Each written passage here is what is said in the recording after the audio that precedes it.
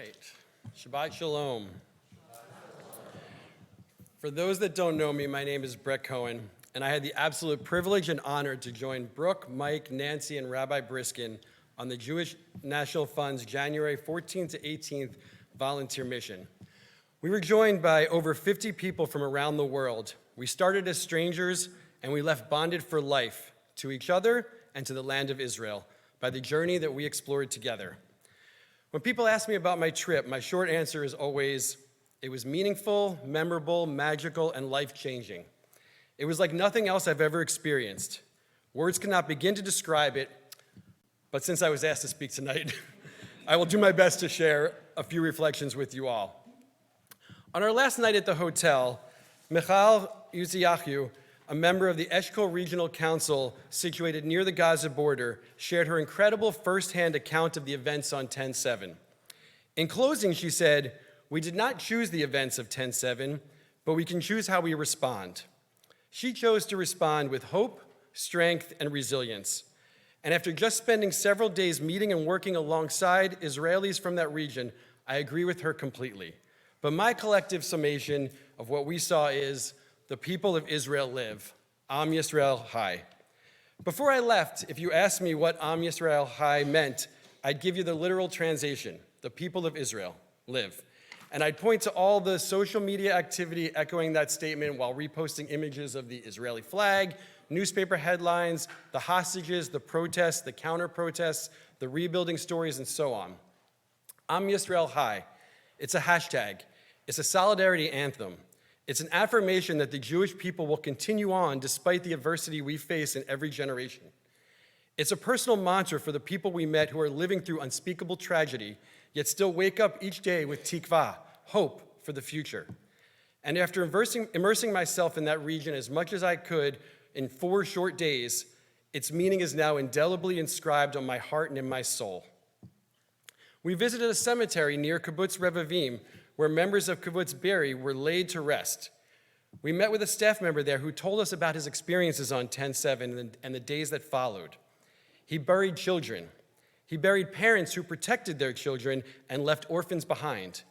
He buried a child's toys because there wasn't a body left behind to bury. And just that week, he reopened a grave to lay another piece of a body that was found and identified. He honored those massacred. He meticulously maintained their graves, and he sat there that day and told their stories to ensure that the memory of these people of Israel live.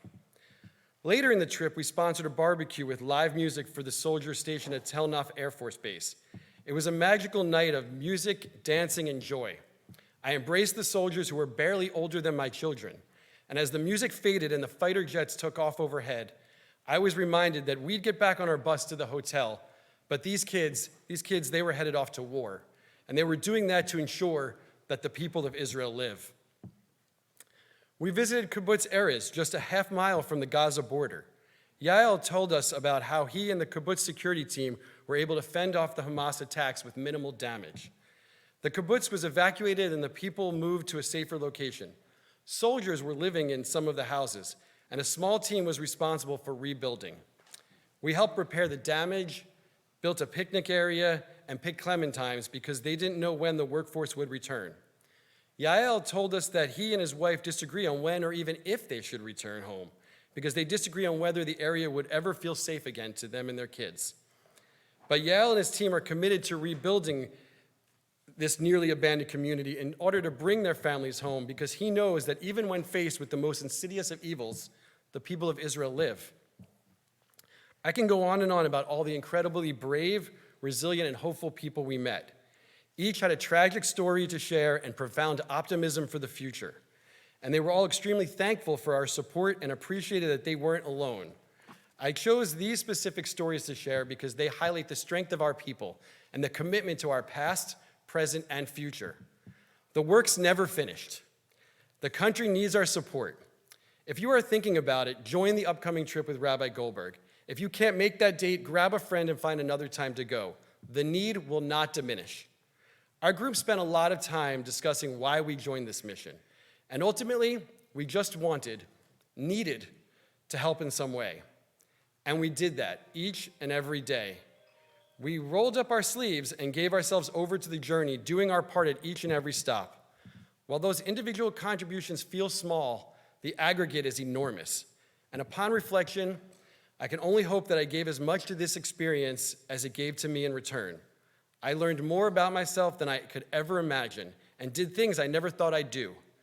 It was a roller coaster of emotions, and I can still feel all of that inside of me today, and I hope I always will. And while I am physically here, my head, my heart, and my hope continue to be with our people, the people of Israel. Thank you.